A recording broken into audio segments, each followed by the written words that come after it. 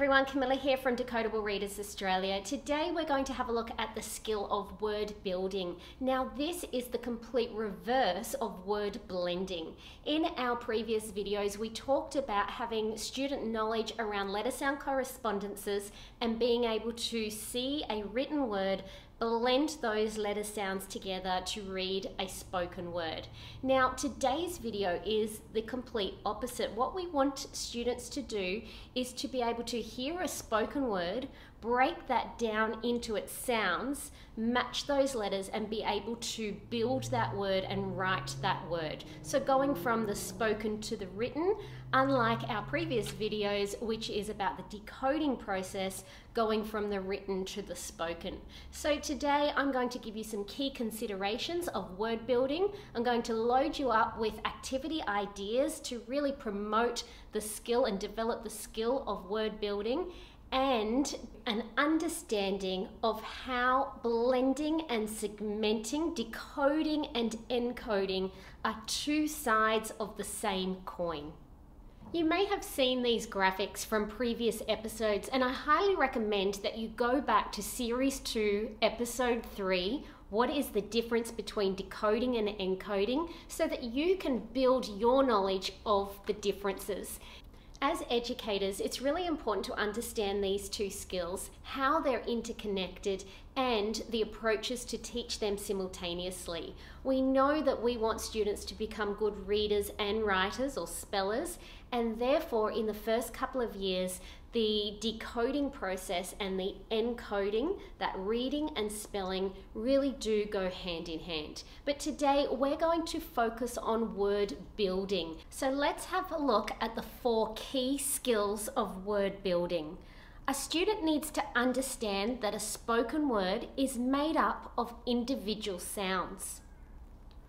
They need to understand that the word needs to then be taken apart sound by sound. That's that phoneme segmentation. From there, they need to remember the letter or letters representing each sound, including the letter formation and the order of the letters to match the spoken word. And finally, they need to be able to blend those letter sounds back together to read the written word and to check that they have accuracy. So the best way to really develop these skills is through daily word work, where students are building and blending words daily. Now, here at Decodable Readers Australia, we have our Sounds of Reading toolkits, and in every toolkit, we have what we call a blending board. Now, these blending boards have what we call Elkonym boxes or sound boxes. We also have sound counters. These sound counters represent an individual sound. So what we do is we have students say a word, segment that orally, bring down a counter for each sound that they hear, then write the corresponding letters. Once they have done that and built that word, we then get them to slide their finger across that word just underneath and say it or blend it back together. There's a couple of key considerations when doing daily word work. The first one, which is the most obvious, is to make sure that any words that students are working with contain the letter sound correspondences that have been explicitly taught. And that's why a systematic approach is so important. Having students use their old knowledge with new knowledge that has been explicitly taught, and doing daily word work, that cumulative practice, using letter sound correspondences that they know, and then building in that word complexity. So that's number 2, word complexity.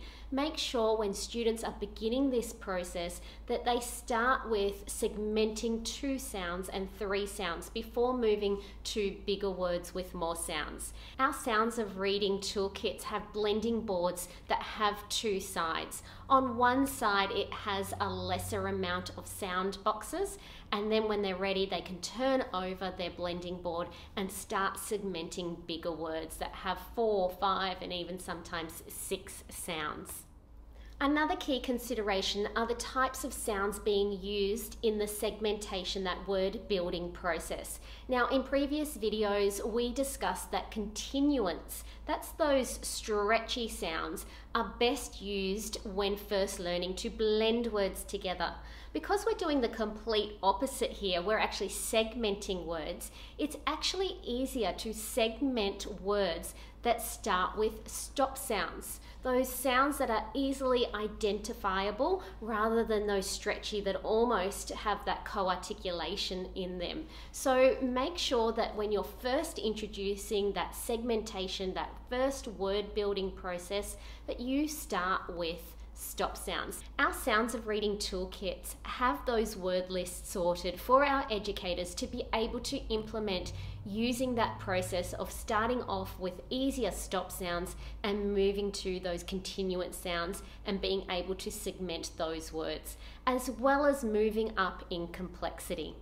Once students have a successful understanding of word segmentation and word building, it's really important that we then develop their phonemic awareness at advanced level alongside their phonics. And what that means is being able to manipulate sounds within words to create new words. Now, we might be manipulating the beginning sound or middle sound or end sound. We might be switching it in or out, or we might be adding a sound or deleting a sound. That's that addition and deletion and manipulation. Now, here in our SOR toolkits, we have something called word loops and word chains. This is where we start with students being able to segment a spoken word, record that down. So, for example, the word zip, they'll write zip, zip. Then we ask them to change zip into zap. So they have to isolate where that change is. Is it in the middle? Is it at the end? Is it at the beginning?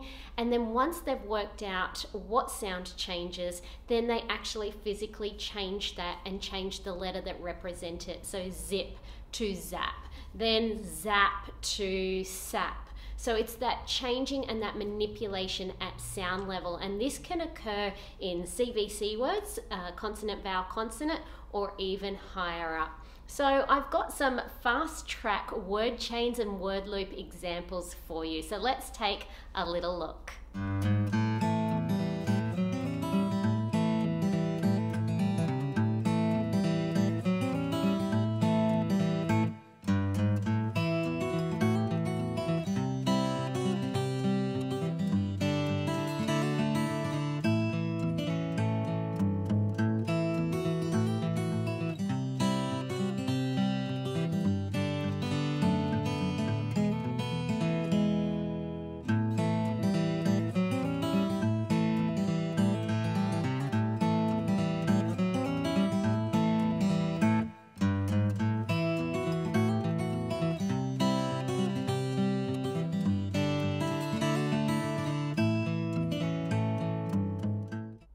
So there you have it, word building. It's the process of being able to take a spoken word, segment it into its sounds, then record the letters or letter sound correspondences that match those sounds and blend it back together again.